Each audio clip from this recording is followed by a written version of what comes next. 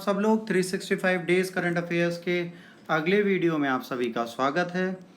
देखिए, एक बहुत इंपॉर्टेंट चीज़ है, restoration of statehood on cards. Narendra Modi ji ने 24 जून को ऑल पार्टी जम्मू कश्मीर की जो है उनको मीटिंग के लिए बुलाया है। इनफॉर्मल मीटिंग है या फॉर्मल, ये तो बाद में पता चलेगा। है तो वैसे फॉर्मल इनविटेशन, देखते हैं क्या होता है। जम्मू कश्मीर भी यूटी बना था, लद्दाख भी यूटी बना था, तो अब ये उम्मीद है कि JNK को दोबारा स्टेटहुड देने का एक प्लान बनाया जा रहा है, जिसके थ्रू इन्हें स्टेटहुड दे दिया जाएगा और उस स्टेटहुड के थ्रू ही ये फ्यूचर में अपनी सारी चीज़ें दिखाया करा करेंगे। पहले भी स्टेट था, ज़िंदगी में पहली बार इंडिया में ऐसा हुआ था कि किसी स्टेट को यूटी में कन्वर्ट किया गया था। अभी तक क्या होता था, यूटीज़ को स्टेट का दर्जा दिया जाता था। पहली बार ऐसा किया गया है कि स्टेट को यूटी में कन्वर्ट किया गया था और ये कहा गया था कि फ्यूचर में इसको स्टेटहुड को रिस्टोर कर दिया जाएगा। देखिए, सबसे बड़ी बात है, नरेंद्र मोदी ने 24 जून को इस चीज़ को बुलाया है। काफ़ी लोगों ने, पीपल डेमोक्रेटिक पार्टी जो है महबूबा मुफ्ती की, इन्होंने बोला है कि भाई बुलाया जा रहा है हम लोगों को और हमारे पास मीटिंग के लिए इनवाइट आ चुका है। अब हम डिस्कस कर रहे हैं, हम डिस्कस करने के बाद डिसाइड करेंगे हमें जाना है नहीं जाना, क्योंकि 370 हटाने के बाद ऑलमोस्ट सबको नज़रबंद कर दिया गया था। सारे फंडामेंटल राइट्स वहाँ से ख़त्म कर दिए गए थे और तब से वो परेशान एक स्टेट बन चुका था। पॉलिटिकल लीडर बहुत ज़्यादा परेशान थे।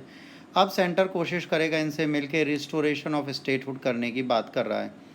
दूसरी बात ये कि जब होम मिनिस्ट्री की मीटिंग होगी तो होम मिनिस्ट्री ने भी मीटिंग की, अमित शाह जी ने मीटिंग की नेशनल सिक्योरिटी को देखकर।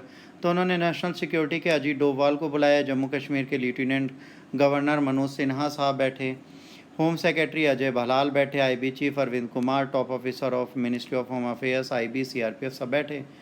उन्होंने इश्यूज़ देखे, JNK के होम मिनिस्टर ने देखा कि भाई सिक्योरिटी जो है उसकी कैसी है, क्योंकि 5 अगस्त को 2 साल हो जाएंगे 370 और 35 ये हटाकर। सिक्योरिटी सिनेरियो देखा तो उसमें पता चला कि ऐसा कुछ नहीं है, सब कुछ अच्छे से चल रहा है। अगर कोई भी सिचुएशन आएगी तो उसको कंट्रोल कर लिया जाएगा। आगे बढ़ने से पहले प्राप्ति केस आपके लिए लाई है श्योर शॉट स्कीम, जिसके थ्रू अगर आप IAS प्री और मेंस अभी तक नहीं निकाल पाए, आपको कोई डाउट या डिस्प्यूट है, तो आप हमारे साथ जुड़ के निकाल सकते हैं। आपको उसके लिए पे करना है 2.5 लाख रुपीज़। अधिक जानकारी के लिए नीचे दिए गए नंबरों पर संपर्क करें या हमें मेल करें। देखिए, इनविटेशन दिया गया है बहुत सारी पार्टी को, national conference, people democratic party, CPI, NC के डॉक्टर फ़ारूक अब्दुल्ला, उमार अब्दुल्ला, कांग्रेस के गुलाम नवाज, अदीर ताराचंद्र, GA मीर, PDP की महबूबा मुफ्ती, पीपल कॉन्फ्रेंस के साजिद गनी लोने और मुजफ्फर हुसैन, अपनी पार्टी के अफ्तल बुखारी, BJP के Ravinder Raina, Nirmal Singh and Kavinder Gupta, CPI M के MN Tarigami and national panthers party के प्रोफेसर भीम सिंह। देखिए, सबको इनविटेशन दिया है, स्टेटहुड को दिखाना है।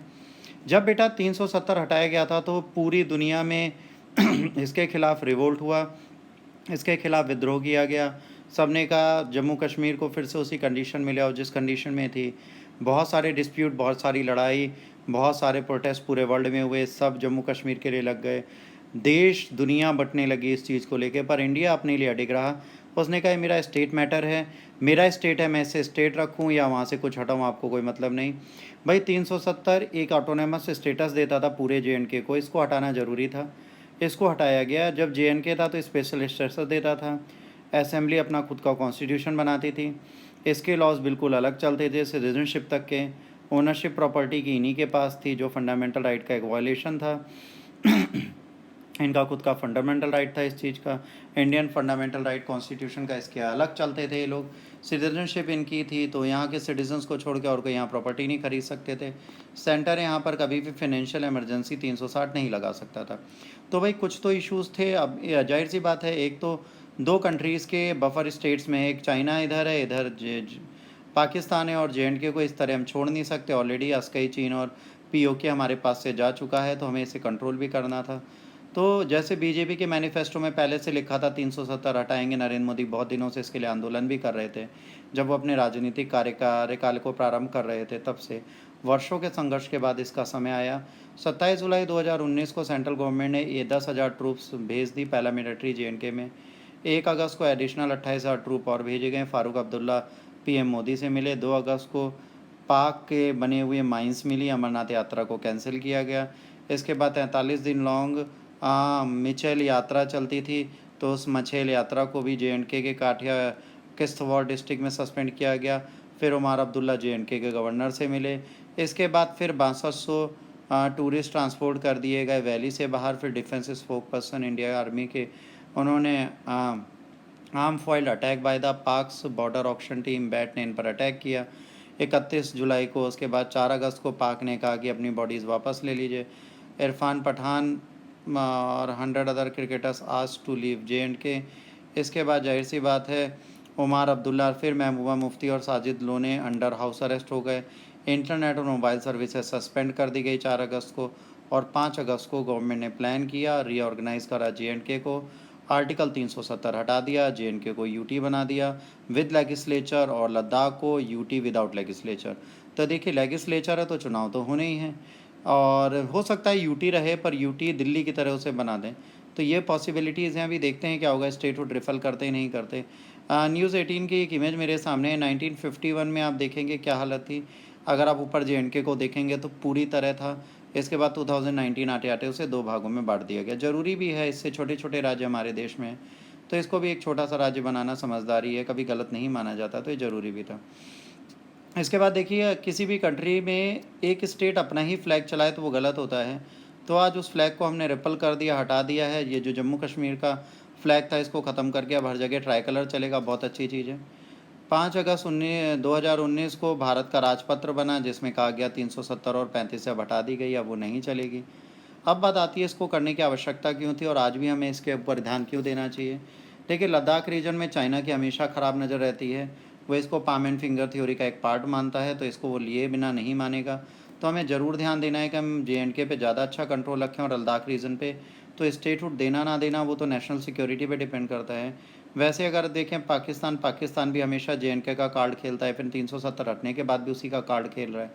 तो इनको ये समझना पड़ेगा कि भाई JNK आपका पार्ट नहीं है, ये हमारा इंस्ट्रूमेंट ऑफ एक्सेशन के बाद है, विलय पत्र साइन करने के बाद है हमारा पार्ट है। उल्टा आपने और चाइना ने ज़बरदस्ती इसे हथियार रखा है। इस चीज़ को देखना है तो भाई नेशनल इंटरेस्ट नेशनल सिक्योरिटी को देखें तो देखिए पाक ऑक्यूपाइड कश्मीर कितना बड़ा है, बहुत बड़ा हिस्सा कश्मीर का इन्होंने हथिया लिया है। उसके बाद भी हम इनका साथ देते हैं, कुछ नहीं बोलते, इंडिया का पार्ट होते हुए भी। अस्कई चीन चाइना ने हथिया लिया तब भी हम कुछ नहीं बोलते, हम शांत रहते हैं। उसके बाद पाक हमारी टेरिटरी हमारे से ही जीत के दूसरे को दे रहा है तब भी हम कुछ नहीं कह रहे। हम बहुत ज़्यादा कंट्रोल्ड हैं, बट जाहिर सी बात है फ्यूचर में हमें इस पर भी ध्यान देना है POK हमारे पास कैसे आएगा, फिर तो अस्कई चीन को हम छीन ही लेंगे। ये सारे इश्यूज़ हैं जिनको देखना है। आज चाइना और पाकिस्तान इसी चीज़ से डलते हैं कि अगर UT बन जाएगा तो ये रोड कंस्ट्रक्ट कर पाएंगे, डेवलपमेंट JNK का कर पाएंगे। अगर उसे कर लेंगे तो बाद में चाइना और पाकिस्तान किस कार्ड को खेलेंगे और कैसे JNK को कैप्चर करेंगे या लद्दाख रीजन को कैप्चर करेंगे, क्योंकि आपके पार्ट में नहीं रहेगा, क्योंकि इंडियन आर्मी बहुत एक्टिव रहेगी उस टाइम पे। देखिए मैं ये कहूँगा अंत में कि नेशनल सिक्योरिटी पहला कंसर्न है, डिप्लोमेसी, इंटेलिजेंस, डिफेंस, इन चीज़ों को हम बिल्कुल इग्नोर नहीं कर सकते। किसी भी देश के लिए ये चीज़ ज़रूरी है, स्टेटहुड मिले ना मिले, सस्पेंड रहे, इंटरनेट ना रहे, सिटीजन्स थोड़ा सफ़र करें, सब एक्सेप्टेड है, but national security on stake नहीं होनी चाहिए। इसको बचाने के लिए हमको सोचना है और हमेशा सोचना है ताकि हम अपने देश की सिक्योरिटी को सेफ़ रखें। उसके लिए हमारे प्रधानमंत्री को जो भी लगता है वो करें। अगर उन्हें लगता है स्टेटहुड देने से थोड़ा सेटलमेंट हो सकता है तो दें। मेरे हिसाब से चांसेस हैं स्टेटहुड देने के, ताकि पॉलिटिकल थर्स्ट भी क्वेंच की जा सके और इंडिया के फेवर में वहाँ पे माहौल बनाया जा सके। देखिए जब से ये हटाए तब से वहाँ पर अभी भी रेस्ट नहीं हो पाया, सुकून नहीं है। तो JNK को हमें कंट्रोल करना है, लद्दाख तो फिर भी बेहतर कंडीशन में, पर JNK नहीं। तो नेशनल सिक्योरिटी के कंसर्न में जो सही बने उसे करना चाहिए, वो करा जाएगा। पर 370 और 35 से अब दोबारा नहीं आ सकता, ये एक फर्म थिंग है, इसको लोगों को समझना पड़ेगा। आज के लिए बेटा इतना ही। अगर आपको ये लेक्चर अच्छा लगा तो प्लीज़ लाइक, शेयर और सब्सक्राइब करिए और अधिकतर लोगों तक शेयर करिए ताकि अधिक से अधिक लोगों के पास सही जानकारी पहुँचे। मेरा नाम धर्मेंद्र प्रताप सिंह राणा है, राणा सर लोग मुझे बोलते हैं। ये लेक्चर मेरे द्वारा लिया गया। अगर आप इंस्टाग्राम पर मुझे फॉलो करना चाहते हैं तो सात्विक_राणा26 के नाम से आप मुझे फॉलो कर सकते हैं। आज के लिए इतना ही बच्चे। Till then God bless you all, take care, bye bye, जय हिंद, वंदे मातरम।